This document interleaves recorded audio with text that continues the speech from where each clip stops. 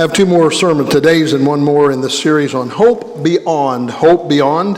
Today we're going to be talking about hope beyond dissatisfaction. Hope beyond dissatisfaction. We live in a world that is never satisfied. I suppose most of us know that by now, that the world is never satisfied. I believe we live in the most blessed age of all times. And that even makes it even more offensive that we're never satisfied, I think. We have a lot that is to be offered. Conveniences. Oh man, there's conveniences. In fact, you can just go to market. There's convenient markets. There's conveniences everywhere that you turn to. And some of us remember when things weren't so convenient. I remember whenever we lived down in the country, we didn't have the convenience of indoor plumbing. Does anyone else ever remember not having indoor plumbing besides? Well, God bless you all. I feel much better. I thought it was I was dissatisfied. We were the only little house in our area that had a light because the outhouse was a long ways away, so they stretched a drop cord because they weren't going to get me and my sister down there in the dark. Yeah, conveniences. Luxuries. Oh man, luxuries. In fact, I get a kick out of the luxuries of cars. Now, I enjoy automobiles. You all know that. I really enjoy cars, and I enjoy the cars of the 50s and 60s. And you know what they're really good for today is cruise-in and car shows, because now you get in one, it does everything for you. They've even got cars that drive themselves. I saw where they're going to experiment with that in New York City. I don't plan to visit anytime soon, so I really don't care, but can you imagine cars that drive themselves?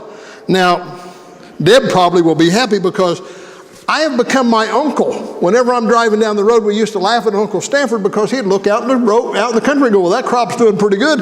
As I drive down the road, I like to look around anymore. And Deb says, I know what that means anymore. So we're advanced with technology. I had the distinct privilege the other day of someone said, well, check that on your Google. And then I flipped up my phone and said, this is it. I have a flip up still, by the way. It's the only time they laughed whenever I went into the phone store. And they said, they're showing us all these new phones and how you can do this and throw it down, it bounces back. It did everything. I said, I want another one like this. They said, we don't carry those. What do you mean you don't carry it? We'll have to special order that. Well, if you want to sell me a phone, I want a flip up. So you get the idea. We got technology everywhere. More than any other time in history, we see that all of this is right there before us. We have, Cleta gave me a step counter whenever I was walking. In fact, I'm going to try to start walking again this week, so everyone say a little prayer for me. But step counter. I'm not for sure that counter kept up with me because I thought I was going a lot farther than it said, but we have step counters. There's computers. I did a funeral yesterday. I laughed because the guy was over 80. I know how to get to two places on my computer. I can get to Craigslist because there's cars, and I've learned how to get to Facebook, and that's about it. If there's anything else on there, I haven't found it. Those are the two things I know. This daughter told me, she said, yeah, my dad's lived on his laptop for the last 10 years. And I thought, he's 80 years old. How many of you 80-year-olds can do that? That's just what I thought. Neither can this 65-year-old. So there you go. Well, we have all these conveniences. Education's better than it's ever been. I'm amazed with the strides in education and all that is going with that. There's just people reaching new heights and success all the time. There's new victories to be won, but people are still dissatisfied. Every victory seems to carry a short-lived satisfaction for whatever reason. The Executive Digest, I wrote this down many years ago, but I use it occasionally. I like it. It says, the trouble with success is that the formula is the same as the one for a nervous breakdown. That kind of made sense to me, is sometimes we're so wrapped up in success that it causes us all of this. There's all sorts of dissatisfaction in our life. It is created by a lot of things. It can be created by things that have happened to you. It can be created by circumstances that are in your life. It can be created by poor choices that you've made, or it can be created by people that you have put around you. While there are certainly a lot of means and things that we can put under dissatisfaction, Many things that will be causing you dissatisfaction. Now get this. Everyone take note. This is the bad part of the sermon. They can't all be changed. Well, they can be, but it may not be for the best. They can't all be changed. So sometimes we have to refocus, re-gear, to understand, how can I be satisfied in life? Everything about my life, I can never be 18 years old again. It's not that I don't want to be, and it's not that I don't talk to Him about it once in a while. God, it'd be good if I was 18 today. That's just not going to happen. So how do I develop satisfaction? When I was 18, I had a hot rod Camaro, and I was in good shape. I liked it. I'd run up and down Main Street. The girls would wave at me. Now, that's my story. I know they were wanting to wave at the car, personally. I noticed that once I got that car, it was a whole lot easier to get a date. Now, I had a Mustang when I got Deb, so that's why we still like Mustangs, by the way. But, yeah, so there's all sorts of things that I can't change about dissatisfaction. But I can learn satisfaction. God has a design plan, a plan that is well designed so that I can get a better handle on it, so that I can get a better grasp of it. So God's plan for satisfaction, 1 Peter chapter 5, we're going to continue on with Peter. Now remember, I keep reminding you every week, but I want you to think about why he is writing. Verse 1, chapter 1, the Christians have been scattered. And Peter is writing to them. They're going through all sorts of trials and temptations and hardships and difficulties. And one of them is being dissatisfied. And you say, well, why would that matter? Well, folks, if you've ever had to relocate in your life. Now, some of you have never moved out of northern Kentucky. For me to be a preacher, we've lived all over the United States. It was hard to get a church to take me, so we had to find experience. So we've lived all over the United States. And you move into a place, and it's the first month you're on your honeymoon, the second month you're thinking we're getting divorced, because it's just not easy. Sometimes that dissatisfaction sets in. So these Christians have been scattered abroad, and now Peter's writing them and saying, now pay attention. There is some satisfaction to be gained. You may not have, every once in a while, I will go through a moment of missing Wayne County and Clay County, Illinois. I grew up there. I lived there till I was 18. Let's see, now that was a long time ago. So, but once in a while I miss that because I relate to the ones in that area. And I think about ones that I went to high school with or whatever it might be. And a twinge of dissatisfaction will run through. Whenever those things happen, we're in the wrong focus. Now, I'm preaching to the preacher as well. We get in the wrong state of mind because it's become about me and not about him. And sometimes it's hard to stay focused just on him.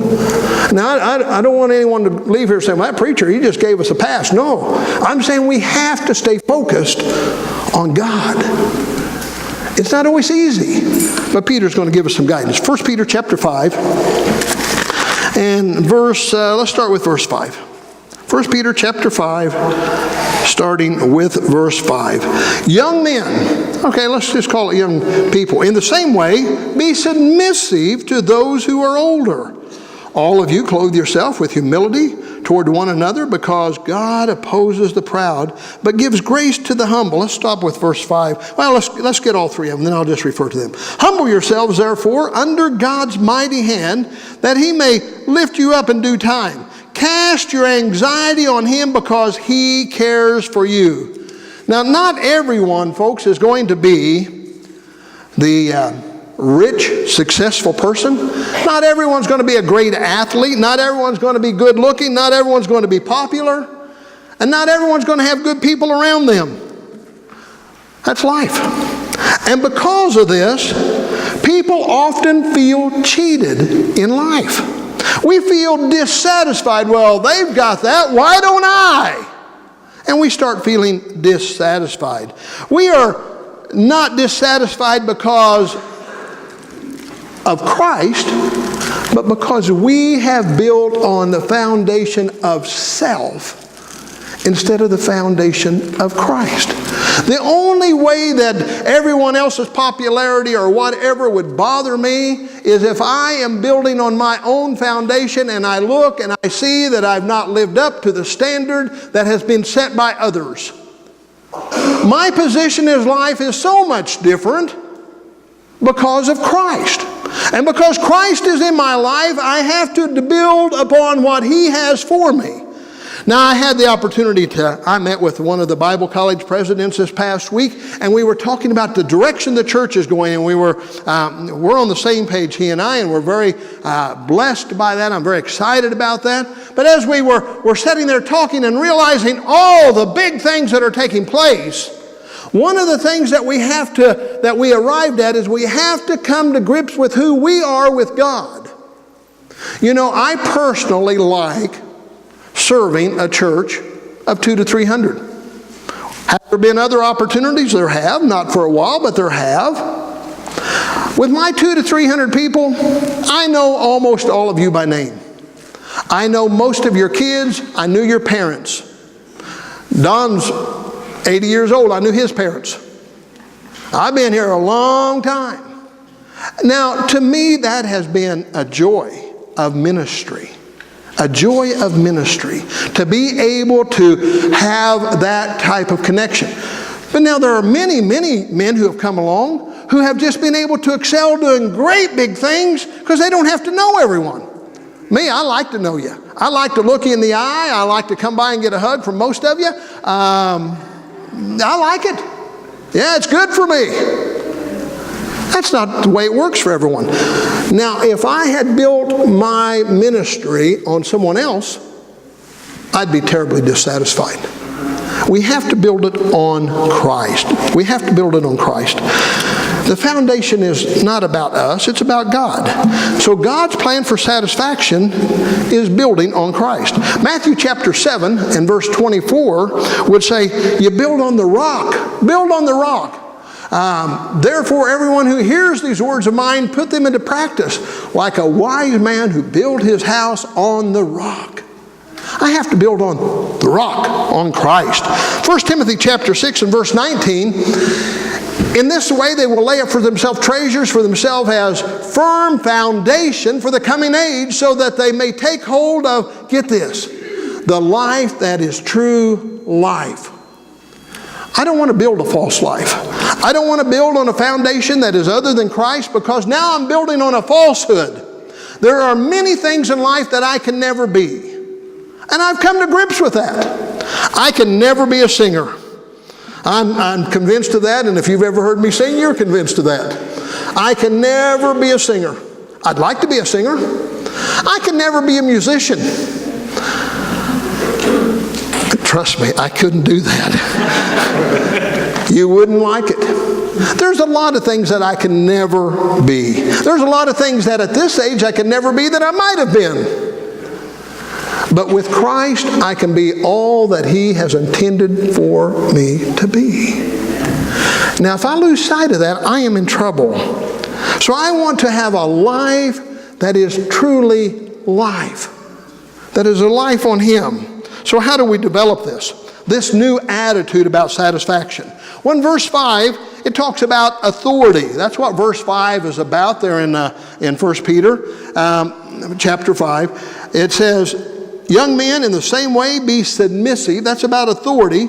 To those who are older. To those who are older. Authority. There's a lot to be said about learning from the experience of others.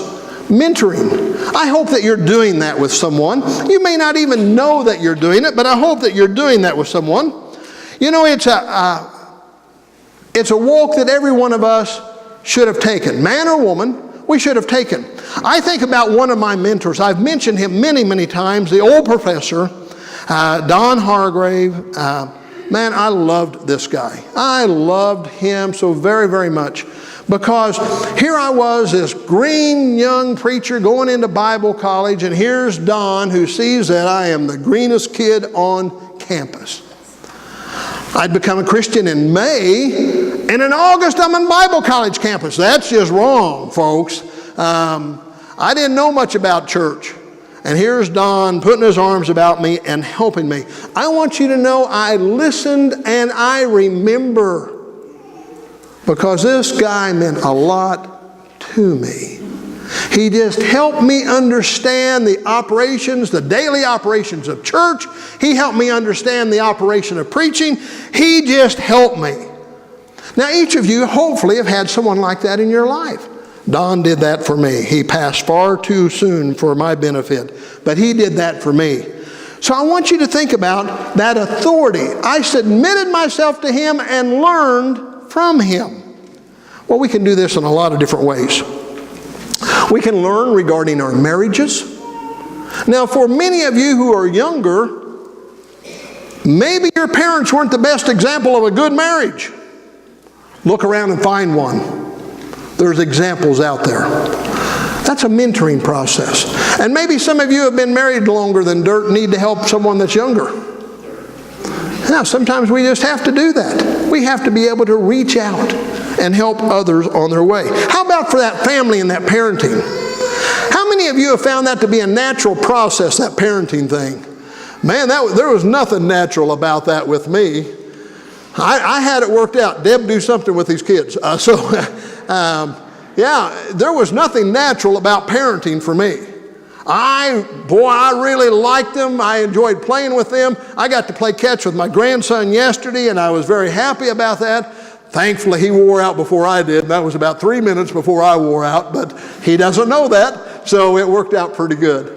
Yeah, now see, there's something about that mentoring process that we can miss. How about for finances and stewardship?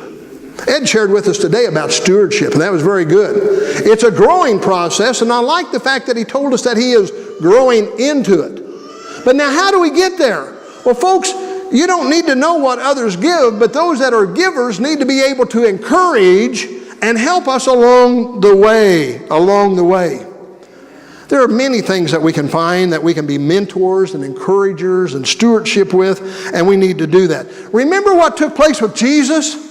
Whenever Jesus was at the what we call the Last Supper, and they're in the upper room and they're getting ready to have the Passover, who humbled himself to teach the others? It was the Master. Jesus humbled himself. Remember, he took his outer robe off, put the towel around him, and washed their feet. He humbled himself. There's that interaction. Be humble in your interaction with others. And the greatest example of that, of course, was Jesus. So older Christian men and women, we should be helping those younger Christians along the way. So it's about, you have some authority.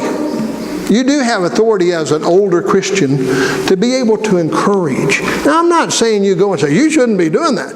I'm saying let's help them. Let's help them grow into the next level. Instead of looking around and saying, where's all the young couples? Maybe we ought to look around and say, maybe one of them needs a little bit of my help. Maybe we need to encourage a little bit. Maybe it's time, some of you who have made it in life, maybe it's time you say, I think that young couple's needing a little help. Let's invite them out to eat tonight. Maybe it's a time for encouragement, mentoring, helping. That's what we need to do. It's a part of who we are as Christians. Verse 6, we're going to find that it's also an attitude. An attitude. Humble yourselves, therefore, under God's mighty hand, that he may lift you up in due time. It's an attitude not only to humble myself by listening to the authority of others, but now my attitude is to let God be driving. Humble yourselves under God's mighty hand. Now, I've thought about that. God's hand is mentioned many times in the Old Testament. Oh, man, his hand was mighty. He was able to direct nations with his mighty hand. He was able to stop the flow of a river with his mighty hand. He was able to part the sea with his mighty hands. What a wonderful God we have. And it says, put yourself under his mighty hands. It also says that his mighty hands, that he is the potter and that you are the clay. Are you letting him mold you and shape you into the person that he wants? Or are you being molded and shaped into what we see the world offering, which is dissatisfaction? is dissatisfaction. Many times we will pattern ourselves after someone that is in the world. I've noticed there's a show that is advertising, The Religion of Sports. Has anyone else seen that advertisement? The Religion of Tom Brady is going to do that. The Religion of Sports. That would have fit in last week's sermon. There's hope beyond religion. Folks, I encourage you, stay in shape. It'll be good for you. But I want to encourage you, what the Scripture says, that bodily exercise that profiteth little. Prepare yourself spiritually for the day that you meet the King of Kings, the Lord of Lords. Because He's going to mold you and shape you if you'll let Him. He's going to help develop you. He's going to use His tutelage to get you where you need to be. The Old Testament hand of God symbolized discipline and deliverance. Discipline and deliverance. Most of us didn't enjoy being disciplined when we were young. Man, I just wasn't into that. Maybe you were. Maybe you thought, I know this is for my own well-being. Didn't you always love it when your parents said, that's going to hurt me more than it does you? Yeah, right. They're on the wrong end of this thing. They didn't understand my end of it. Or, this is for your own well-being. No, it's not. I don't like where this is headed. I was doing fine. So we've all had those moments. We didn't like that. We didn't care for it at all. Most of us carry that into our adulthood. We don't care for spiritual discipline.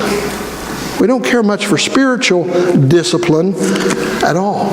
Now, how are you spiritually disciplined? Are you ready for this? How are you spiritually disciplined? I'm sure I'm the preacher. It happens to me, so I'm sure it happens to many of you. Do you ever find that as you're about your daily walk, all of a sudden one of those thoughts went through your head? It shouldn't have went through your head. You know that guy that cut you off the other day on 275? That wasn't me, by the way.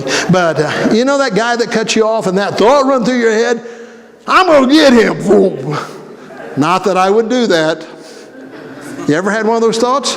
And the next thing you know, you're going to be turning right. You just cut in front of him so that you could turn right. God bless you. Yeah, we've all had those moments. It happens. Or one of those thoughts cross your mind.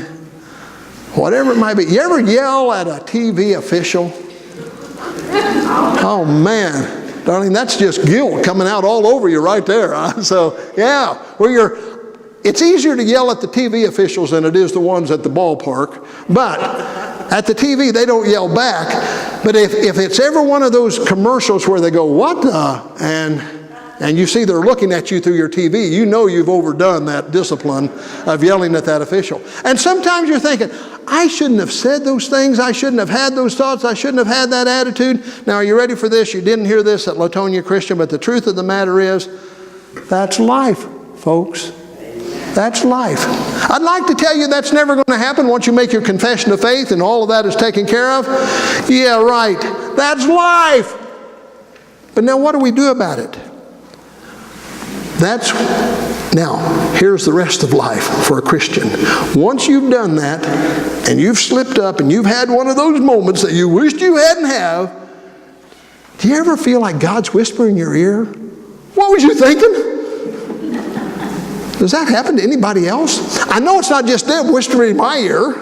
I do get that once in a while. She'll go, what was you thinking? But most of the time it's God letting me know these things. Now that's a discipline. That's a discipline that He has given me to make me a better person. Man, I don't always like it. That's still a bad call, Lord, any way you look at it. That was a terrible call. But that was a discipline. And that's what God does for us. I need to be delivered from my dissatisfaction. So to do that, I refocus on what does God want for me. If I am doing my very best to please God, He knows it. If I am working very hard at my Christianity, and there's years that I've worked harder at my Christianity than other years. Most of you are the same way.